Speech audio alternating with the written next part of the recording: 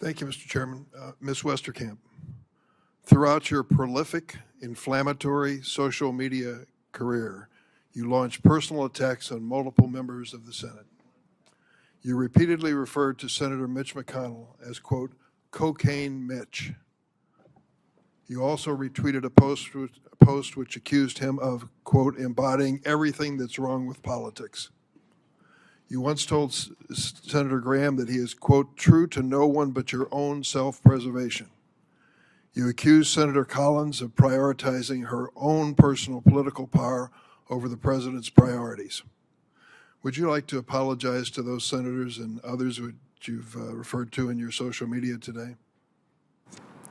Yes, Senator. And if I may, any comments I made were in my personal capacity as a private citizen, but in hindsight, I think that using Twitter is not the right platform, especially retweets from someone I don't know regarding political opinions, controversial topics, or even characterizations of people.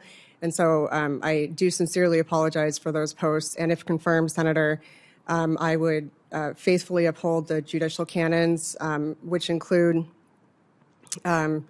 avoiding any appearance of impropriety, and that would include social media.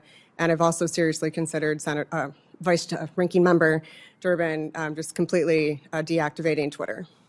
Let me ask you about your tweets beyond personal references to members of the Senate, and I just focused on what you had to say about Republicans. You use social media to spread conspiracy theories as well regarding the attempted insurrection of the Capitol on January 6th, including, you said, that law enforcement was complicit in the violence. You appeared to agree with the tweet that stated the attack was, quote, orchestrated by members of the Senate and members of the Capitol Police. And you have elevated a claim that those storming the House chamber were, quote, Antifa in disguise. In addition, you downplayed the violence of the day, including assaults on law enforcement, by retweeting and posting, quote, we're all supposed to be sending thoughts and prayers to traumatized members of Congress whose workday was interrupted for a couple of hours.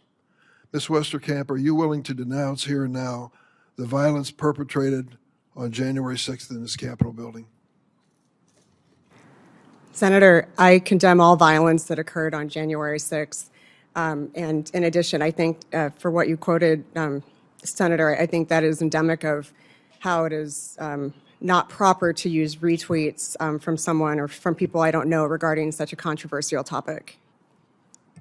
Will you apologize to the law enforcement officers for spreading the conspiracy theory that they were somehow complicit in the violence of January 6th?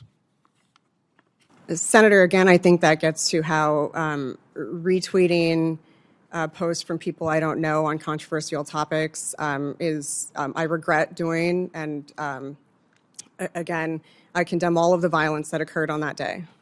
What we're trying to get to is whether you have the temperament for a lifetime appointment as a judge with extraordinary authority and power in that appointment. We don't know, as we vote and send off judges to do their duty, whether they're going to keep their word before us.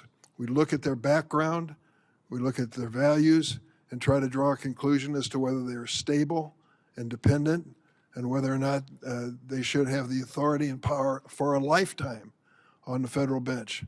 What would you like to say today about what you have put in your social media post in the past about events and about members of the Senate as to whether or not we should say that's an accurate reflection of your values?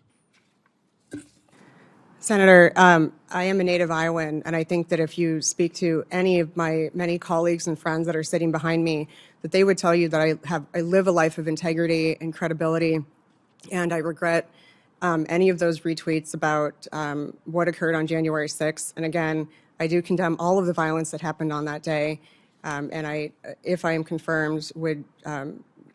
Last question.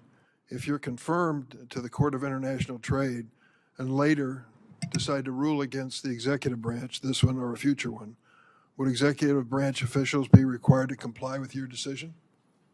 Yes. Without exception? Senator, yes, and there are appeal mechanisms, but otherwise any party appearing before the Court of International Trade, I would expect them to comply with any court order. Thank you, Mr. Chairman. Yeah.